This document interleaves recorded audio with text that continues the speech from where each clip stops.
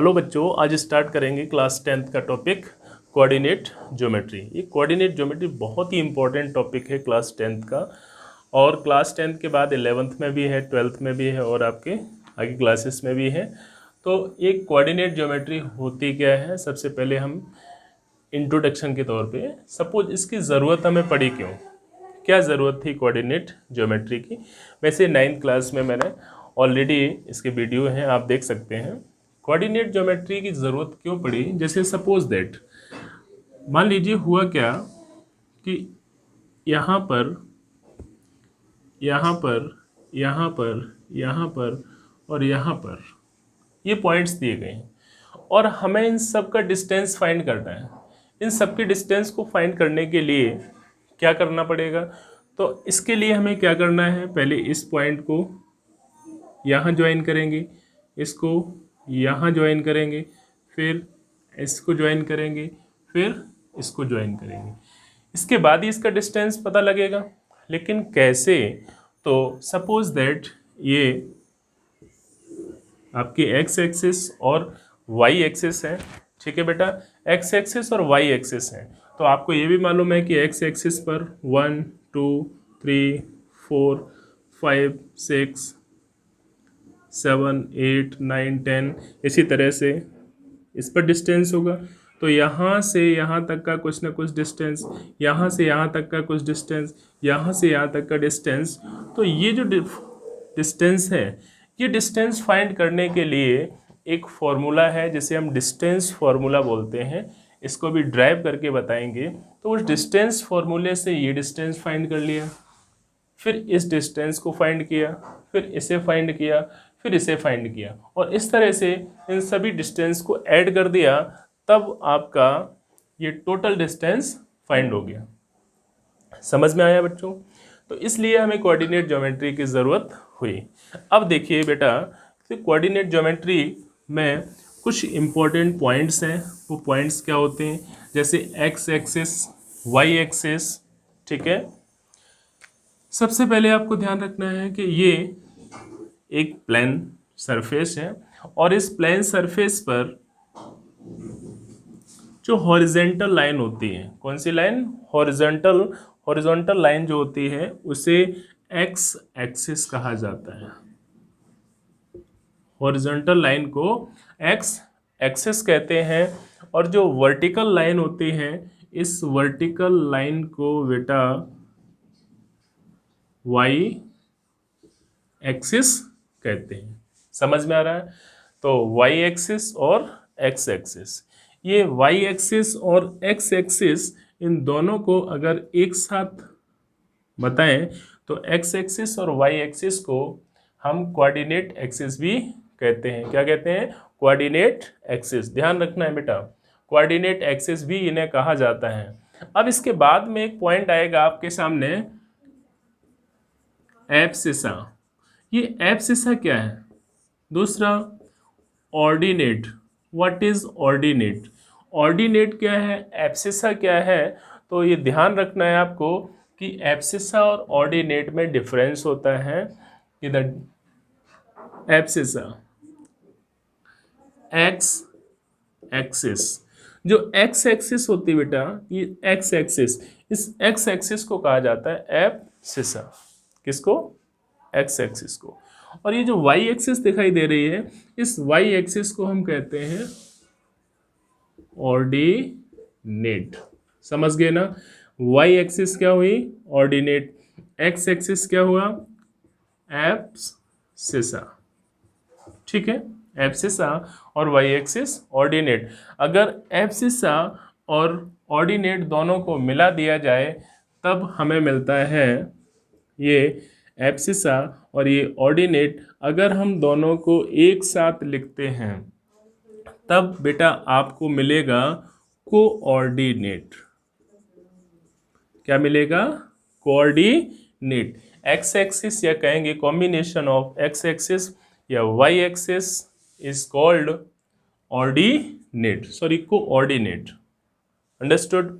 तो आपको ध्यान रखना है कि कोऑर्डिनेट होते क्या हैं, कि अगर दोनों को कंबाइन करके लिखा जाए, एब्सिसा को और ऑर्डिनेट को, तब वो होगा आपका coordinate. Okay, second condition abscissa क्या होता है, जो एक्स एक्सिस है, एक्स एक्सिस पर जो भी पॉइंट्स होंगे वो सभी एब्सिसा होंगे, वाई एक्सिस पर जो भी पॉइंट होंगे वो आपके ऑर्डिनेट होंगे। ठीक है। सेकेंड, ओरिजिन, ये बहुत ही इंपॉर्टेंट पॉइंट है, ओरिजिन। तो ये ओरिजिन होता क्या है, तो आप ध्यान रखिए, intersection point of coordinate axis, intersection point of the coordinate axis, इसे कहा जाएगा बेटा, क्या कहते हैं, ओरिजिन। मतलब एक्स एक्सिस और वाई एक्सिस को जब इंटरसेक्शन पॉइंट मिलेगा, इसे हम ओ से रिप्रेजेंट करते हैं, और ये पॉइंट जो होगा उस पॉइंट को हम कहते हैं ओरिजिन। अब सिंपल सी बात है कि जो ओरिजिन है यहाँ पर एक्स और वाई दोनों ही जीरो होंगे, एक्स और वाई दोनों ही जीरो होंगे। और जब दोनों जीरो होंगे तो आपसे कभी भी पूछा जाए कि ओरिजिन के जो कोऑर्डिनेट होते हैं, what is the coordinate of the origin, तो आप कह सकते हैं कि coordinate of the origin is always 0,0। Okay बेटा, क्लियर है, समझ में आ गया। इसको ध्यान रखो, एक नंबर का ये क्वेश्चन आता भी है कि what is the coordinate of the origin, then you can say 0,0। ठीक है। वन मोर थिंग्स, अब आपसे ये कहा जाए कि ये तो 0,0 हो गया, अगर मान लीजिए एक्स एक्सिस पर आपसे ऑर्डिनेट पूछा जाए, चाहे वो यहाँ पर हो, चाहे वो यहाँ पर हो, चाहे इस पॉइंट पर हो, चाहे इस पॉइंट पर, कहीं पर भी हो, अगर एक्स एक्सिस पर आपसे ऑर्डिनेट पूछा गया है तो ऑर्डिनेट हमेशा ध्यान रखना है कि एक्स एक्सिस पर y कितना होगा, हमेशा 0 होगा, y कितना होगा, 0। तो इस सपोज दैट ये 1, ये 2, ये 3, ये 4, ये 5, तो इस पॉइंट पे अगर कहा जाए तो इसे हम लिखेंगे 5,0, y is equal to 0, ordinate is 0। इसी तरह से अगर y एक्सिस पर क्या पूछा जाएगा, एब्सिसा, y एक्सिस पर एब्सिसा हमेशा 0 होगा।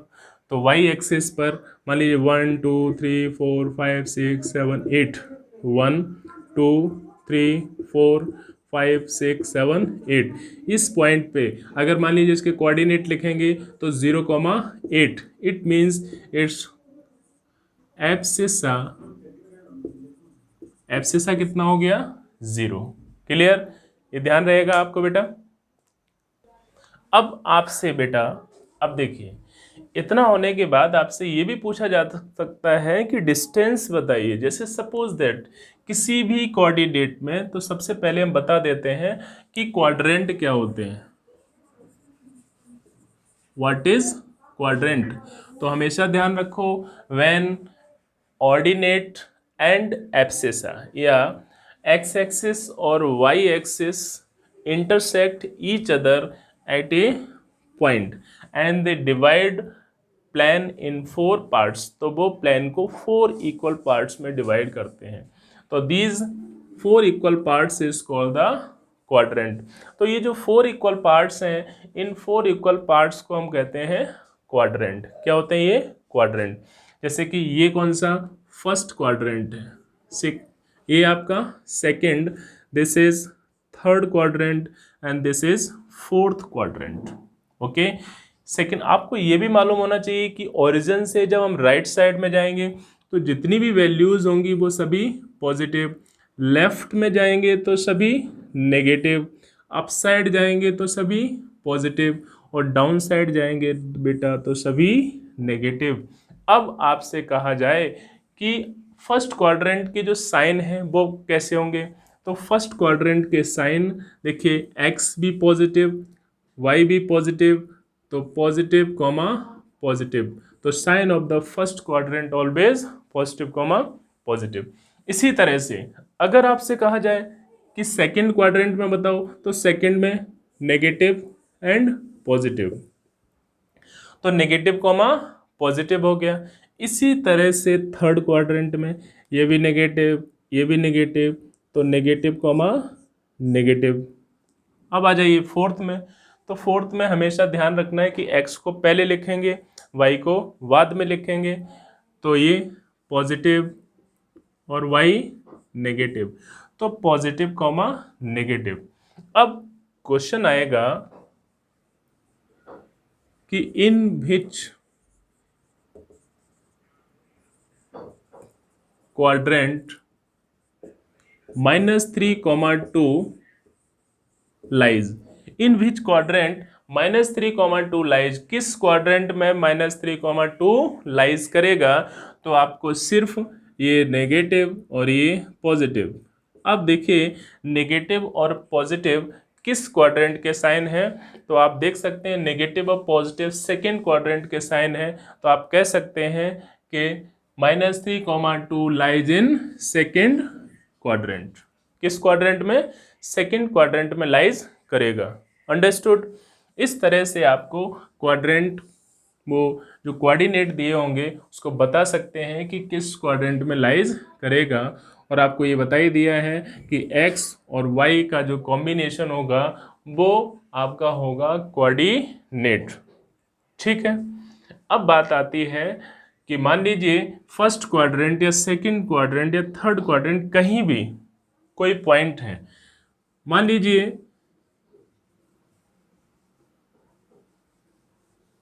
एक पॉइंट आ गया P और ये बेटा 5, 6 है।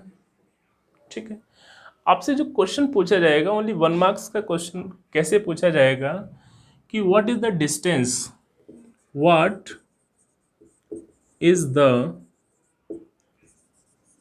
डिस्टेंस ऑफ पॉइंट P, किसका? पॉइंट P फ्रॉम, कहाँ से? x axis and y axis.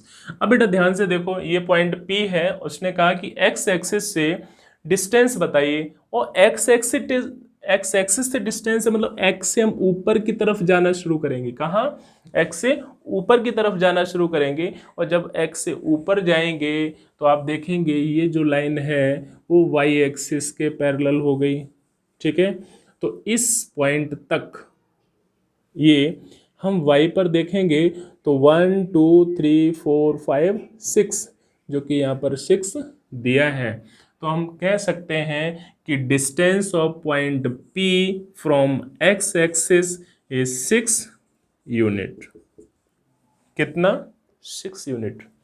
इसी तरह से अगर आपसे y एक्सिस पूछा जाए तो y एक्सिस तो ये है, इस पॉइंट से y एक्सिस से पॉइंट P का डिस्टेंस बताना है। अरे बेटा इसका डिस्टेंस बताना, ये जो है किसके पैरेलल? x के, और x कितना है? 5, या 1 2 3 4 5। तो ये जो डिस्टेंस होगा वो 5 यूनिट्स। ठीक है। तो ये तो समझ गए।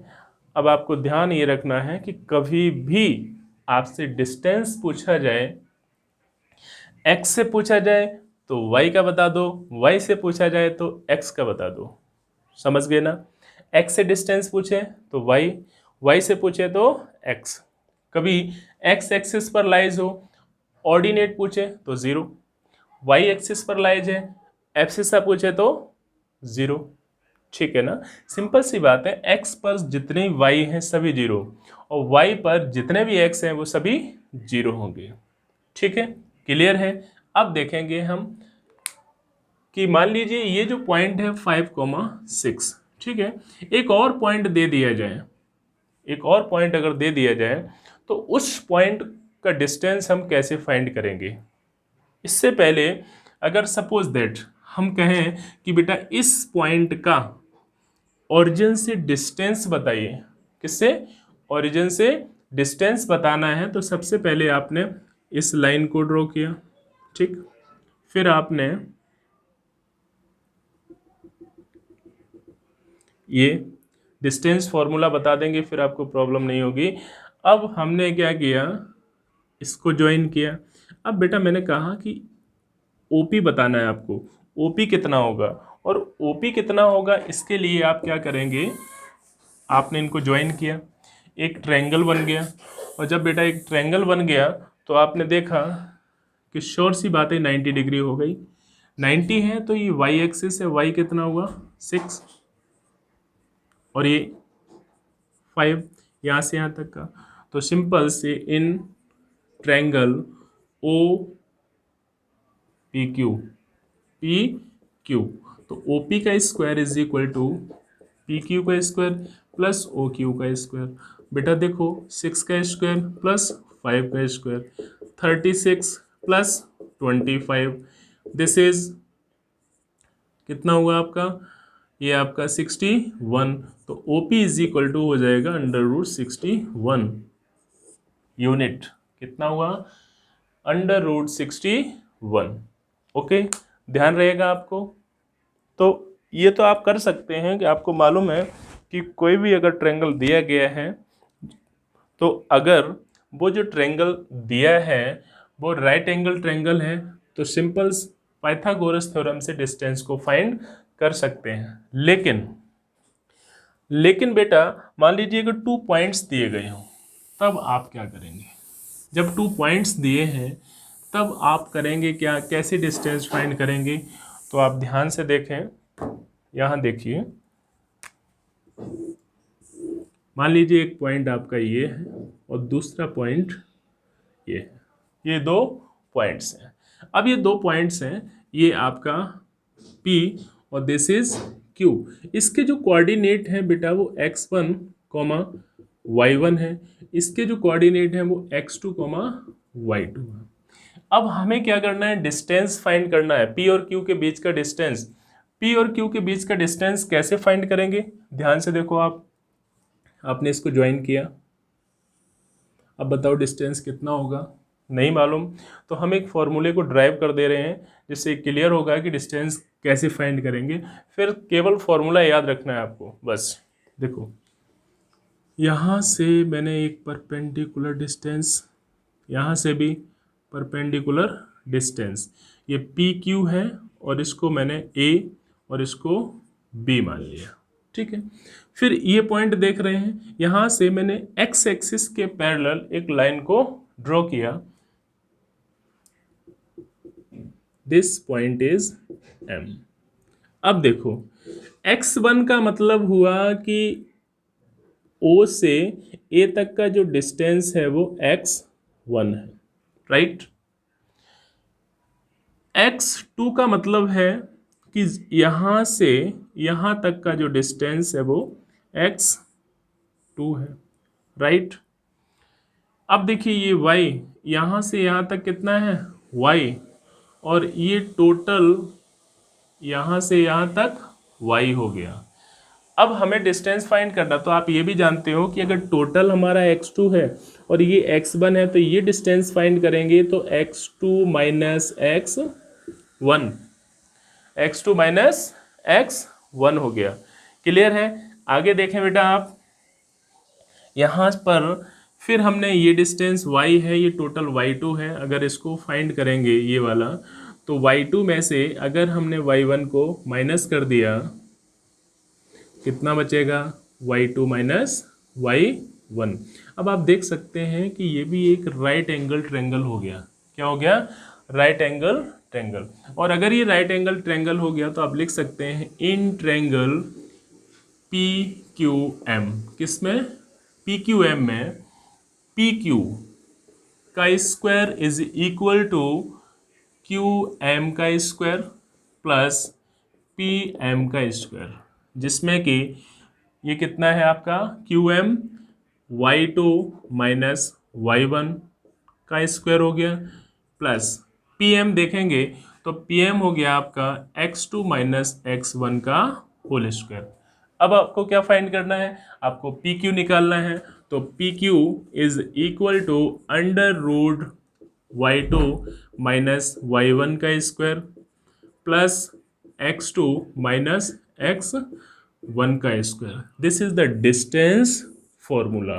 आपको याद रखना है कि डिस्टेंस फॉर्मूला होता क्या है, तो चाहे तो ये याद कर लो और चाहे आप उल्टा लिख दो इसको, x2 माइनस x1 का whole square plus y2 minus y1 का होल स्क्वायर, दोनों एक ही है। ठीक है, दोनों एक है। क्लियर? कोई doubt? This is the distance formula. क्या बोलेंगे बेटा इसको? Distance formula, internal distance formula. Okay, clear है? सॉरी, इंटरनल डिस्टेंस फॉर्मूला या डिस्टेंस फॉर्मूला एक ही बात है। आपको दो पॉइंट के बीच का डिस्टेंस फाइंड करना हो तो इस फॉर्मूले से आप डिस्टेंस फाइंड करेंगे। मान लीजिए एक क्वेश्चन आपके सामने हो और आपसे कहा जाए कि find the distance between, find the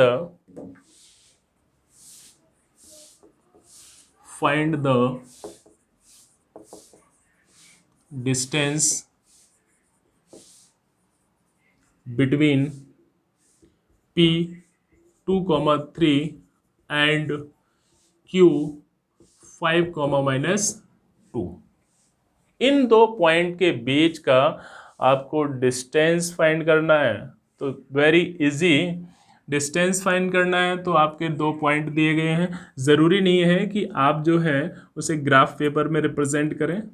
ठीक है, ये पॉइंट P और दिस इज Q, ये 2,3 और ये 5,-2। This is x1 y1, this is x2 और y2। सॉल्व करेंगे तो इतना जरूर ध्यान रखें कि x1 y1, x2 y2। x1 कितना है? 2, ये कितना है? 3, ये कितना है? 5, ये कितना है? माइनस का 2। अब आपको डिस्टेंस निकालना है तो झट से आपने लिखा by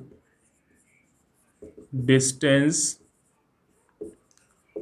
formula, by distance formula PQ is equal to under root x2 minus x1 का square plus y2 minus y1 का स्क्वायर। अब बेटा देखो, अंडर रूट x2 कितना है? x2 देख सकते हैं 5, माइनस और माइनस का 2 प्लस y2 कितना है? माइनस का 2 और y1 कितना है? माइनस का 3। ठीक है, माइनस लगा है, प्लस का 3 है, माइनस 3 हो गया। आप देख सकते हो ये हो गया 5 माइनस 2, 3 का स्क्वायर प्लस ये माइनस का 2 माइनस का 3 हो गया माइनस का 5, माइनस 5 का स्क्वायर, माइनस का 5। अब देख सकते हैं अगर ये है तो इसे कितना लिखेंगे बेटा? 9 प्लस का 25। ओके, दोनों को ऐड कर दीजिए फटाफट। जैसे आप ऐड करेंगे तो ये हो जाएगा आपका 34 under root, this is PQ। Okay बेटा, this is the distance formula. तो P और Q के बीच का जो डिस्टेंस है वो अंडर रूट 34 होगा। कितना होगा? Under root 34 is the distance between P and Q।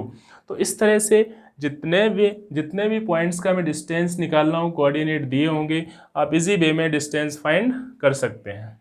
ठीक है, अब देखिए कभी कभी जो क्वेश्चंस आएंगे वो 2 टाइप्स के क्वेश्चन जिसमें डिफरेंस करना मुश्किल होगा, वो आपको मैं बता देता हूँ। वो देखिए, जैसे सपोज दैट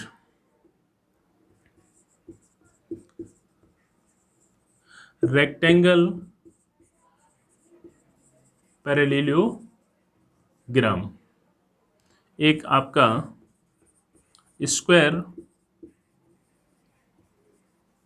और रोम्बस, इनसे रिलेटेड जो क्वेश्चंस होंगे उन्हें हम कैसे करेंगे? तो सिंपल सी बात है कि जब 4 कोऑर्डिनेट दिए गए होंगे और आपसे पूछा जाएगा कि रेक्टेंगल बनेगा या पैरेललोग्राम बनेगा, तो आप उनकी साइड को फाइंड कर लेंगे। आपको मालूम है कि sides, opposite sides are equal in both, दोनों में ही अपोजिट साइड्स इक्वल होती हैं। तो सबसे पहले आप क्या करेंगे, डिस्टेंस फॉर्मूले से साइड निकालेंगे, और साइड से हमें ये क्लियर नहीं होगा कि रेक्टेंगल है या पैरेललोग्राम है। समझ गए ना? इससे क्लियर नहीं होगा तब हमें करना क्या पड़ेगा, ऐसी कंडीशन में आपको ध्यान रखना है पॉइंट नंबर 2, डायगोनल्स। आपको क्या फाइंड करना है, डायगोनल। क्या फाइंड करना है, डायगोनल। और जब डायगोनल फाइंड करेंगे तो आपको मालूम होगा रेक्टेंगल। डायगोनल कैसे होते हैं, इक्वल, और पैरेललोग्राम डायगोनल अनइक्वल। डायगोनल इसके अनइक्वल होते हैं। तो साइड फाइंड करने के बाद ये क्लियर नहीं होगा कि ये क्या है, लेकिन जैसे ही आप डायगोनल फाइंड करेंगे तो ये क्लियर हो जाएगा कि रेक्टेंगल है या पैरेललोग्राम है। Is it clear? ध्यान रहेगा। अब चलिए इसी तरह से स्क्वायर और रोम्बस में आते हैं। तो बेटा क्या करेंगे, sides are equal, sides are equal. इसकी साइड इक्वल होती है, इसकी भी साइड इक्वल होती है। अब क्या करेंगे, अब हम फिर से प्रॉब्लम में फंस गए। तो यहाँ पर भी आपको क्या करना है, डायगोनल फाइंड करना है। आर इक्वल, आर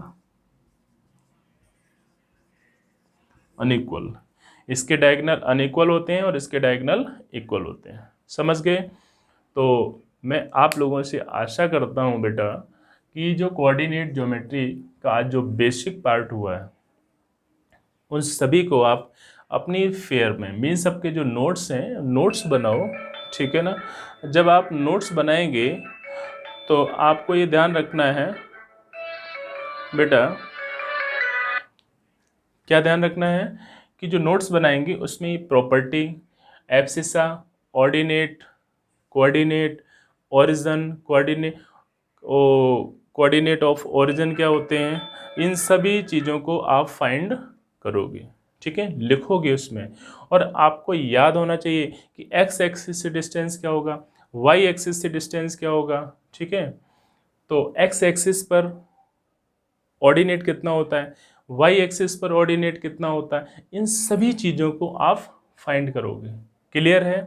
ये आपको ध्यान रखना है। और इसके बाद में जो अपना नेक्स्ट वीडियो होगा उसमें क्वेश्चंस सॉल्व करेंगे। इससे रिलेटेड एक बार आप इस जितना भी बताया वो सभी के नोट्स बना लीजिए, याद कर लीजिए। फिर मिलते हैं नेक्स्ट वीडियो में। ओके बेटा।